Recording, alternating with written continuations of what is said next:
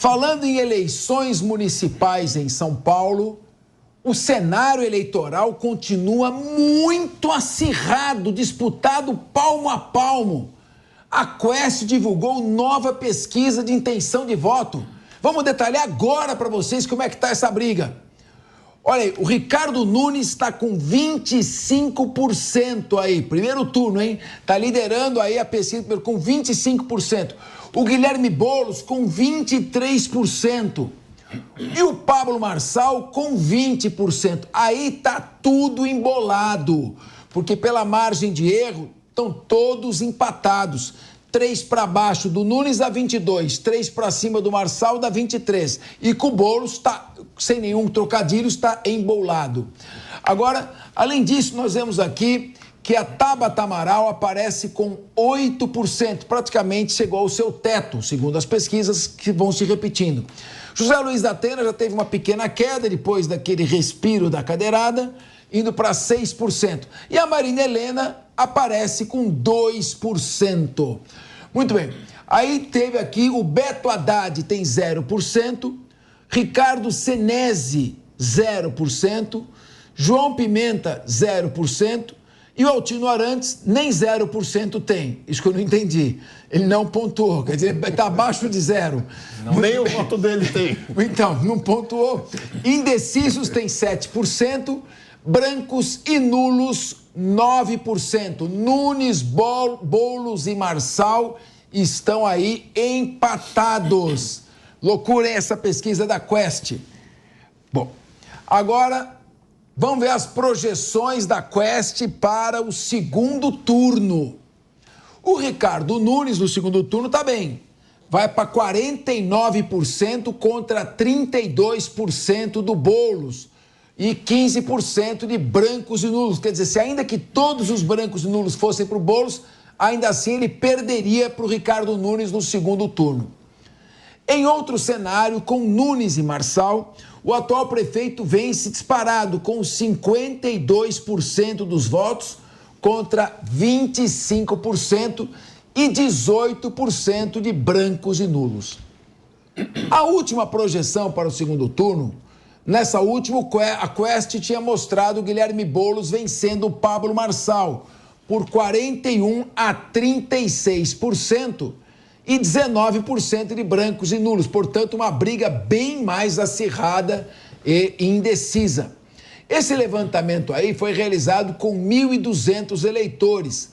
A margem de erro é de 3 pontos percentuais para mais ou para menos.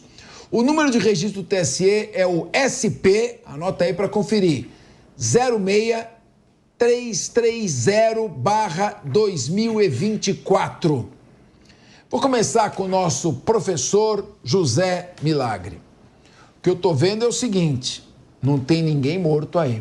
Não. Porque se o Ricardo Nunes vai para o segundo turno, hoje o momento é que ele ganha disparado de qualquer outro candidato. Ou seja, o eleitor no segundo turno quer neutralidade. Mas o primeiro turno é que é o desafio, porque se forem Boulos e Marçal, é bem equilibrada a disputa para o segundo turno.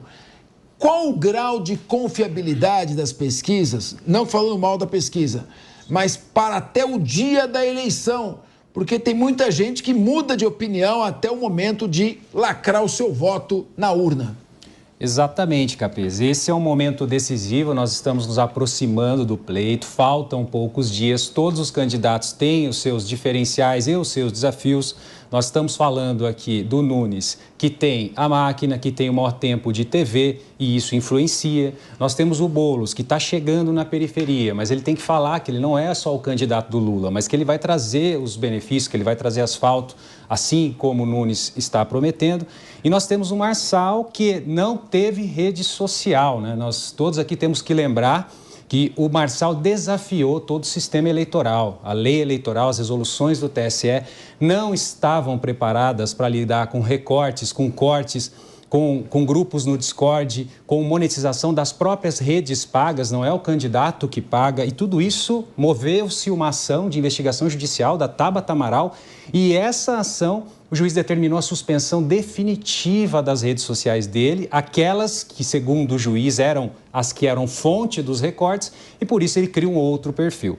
Imagino que se ele tivesse com as redes dele ativas e também tivesse com a possibilidade de mais tempo de TV, o que ele não tem, não existe candidatura solo, nós precisamos de coligações, talvez estaria mais embolado ainda. Seja como for, são 3 candidatos muito fortes. Na pesquisa passou aqui a estimulada, mas na espontânea está muito parecido também. E essas próximas semanas nós vamos ver como vai ser o desempenho. Imagino que nenhum deles vai mudar a linha, o Marçal vai continuar com essa linha de radicalizar, de realmente buscar ali as pessoas que estão cansadas, entre aspas, que não estão interessadas tão somente em propostas, mas estão interessadas em uma mudança, e os outros candidatos que já entenderam qual é essa dinâmica, trabalhando essas questões mais focadas em propostas, e isso a página do Marçal continua acumulando direitos de resposta. São vários direitos de resposta que, segundo o candidato, isso ainda beneficia ele, ou seja, tudo embolado. Quem quiser fazer qualquer previsão aqui é futurologia pura. Diogo da Luz, me ilumine porque estou confuso. O Tribunal Regional Eleitoral, a gente costuma dizer, Diogo, discussão da justiça a gente cumpre, mas discute. O Tribunal Regional Eleitoral estava 3-3 a decisão. Foi o voto de desempate do presidente, portanto uma questão muito equilibrada. 3 desembargadores de carreira, inclusive, votaram pelo não banimento das redes sociais do Pablo Marçal. Se você tirar as redes do Pablo Marçal, primeiro, como é que ele vai fazer campanha? Ele não pode, com esparadrapo na boca, ele não pode usar as redes sociais e não tem tempo de televisão. Isso pode repercutir na próxima pesquisa com ele caindo ainda mais? Ou será que pode fortalecer a ideia de perseguição, vitimização e candidato antissistema e produzir um efeito exatamente contrário ao que se esperava ou aquilo que se pretendeu fazer com a aplicação da lei eleitoral? Isso que eu quero dizer. Não descarto nem um pouco essa possibilidade, a segunda possibilidade que você trouxe, Capês, e reforçada também por boa parte dos veículos de informação que estão, assim, distantes, contrariados com o Pablo Marçal. E aí eu me pergunto, quem que nós devemos dar mais atenção numa hora dessas? Aos candidatos que achamos bons, que achamos ruins, ou aos eleitores? A minha impressão é que os eleitores é que têm que escolher. Se o candidato é ruim, se o candidato é agressivo verbalmente falando, não fisicamente, se o candidato é despreparado, se o candidato tem más propostas, se o candidato qualquer coisa de opinião, pode se decidir nas urnas, e quem faz isso são os eleitores. E eu vejo que os eleitores acabam um pouco tolhidos.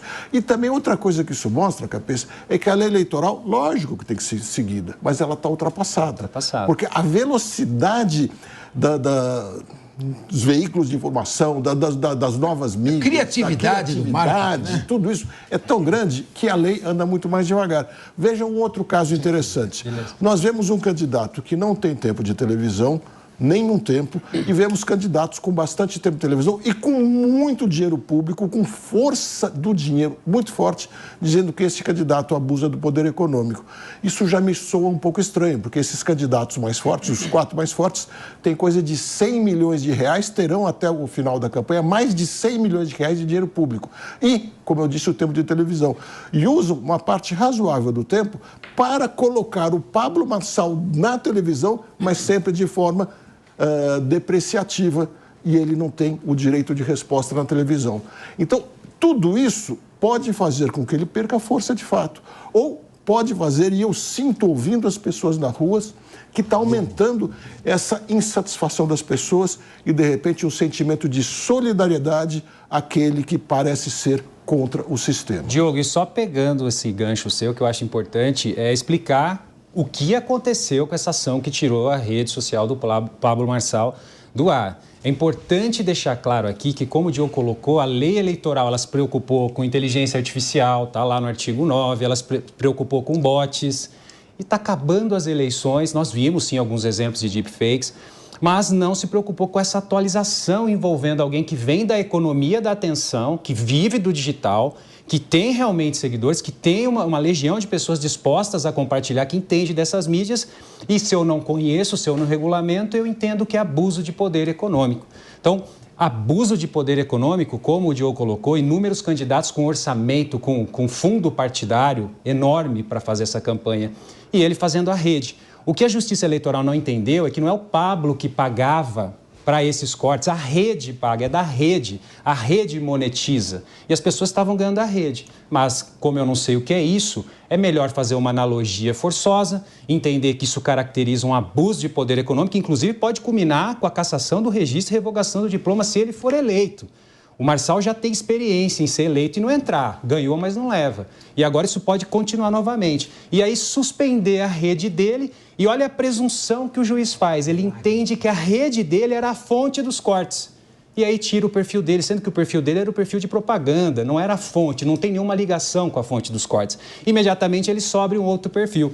E as pessoas perguntam, mas esse perfil novo não violou a lei? Ele estava com uma decisão, não, de maneira alguma, porque na decisão do juiz, o juiz deixa claro, nada impede que se crie outro perfil ou que se faça outro perfil para propaganda, mas a origem dos cortes devem ser banidos. Ou seja, tiraram um perfil dele de milhões, acreditando que ele não ia subir outro em tempo hábil, e agora ele tem outro perfil de milhões alcançando do mesmo jeito as pessoas fazendo a sua campanha digital. Diogo. Tudo isso aconteceu porque pela primeira vez a gente tem um candidato que, sem tempo nenhum de televisão, se mostrou viável. E a gente não sabe se ele vai ou não vai para o segundo turno, né? Então, pegou todo mundo de surpresa, sem dúvida. Mas eu queria comentar mais 2 detalhes dessa pesquisa aí. De ver o Datena, na pesquisa Quest da semana passada para essa, cair de 10% para 6%, me faz entender que a cadeirada prejudicou principalmente quem a deu. E outra, cada vez eu me convenço mais.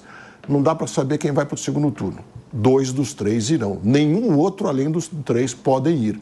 Mas o Boulos mostrou claramente que o lulismo, o petismo, aquela dita esquerda fiel de sempre, que seria de 30%, não é. Ela é de 20%, não mais que isso, porque tem alguns votos que são do Boulos por ser ele e os votos fiéis daquela esquerda mesmo não passam de 20% na capital. O fato é que a eleição na cidade de São Paulo é uma eleição maluca e imprevisível. Você teve Luiz Erundina, depois Paulo Maluf, Celso Pitta, Marta Suplicy, Serra, Kassab, Haddad, Dória, Bruno Covas, saudoso Bruno Covas, que é mais centro-esquerda, e agora a gente não sabe o que vai dar. Muito complicado realmente tudo isso aqui. Eu quero fazer uma última pergunta rápida, nós temos agora também uma decisão do TSE importante que a gente vai trazer, mas só para fechar esse tema, é óbvio que os membros do Ministério Público não opinam sobre questões, porque isso é de uma obviedade ululante, o Ministério Público não tem posição evidente.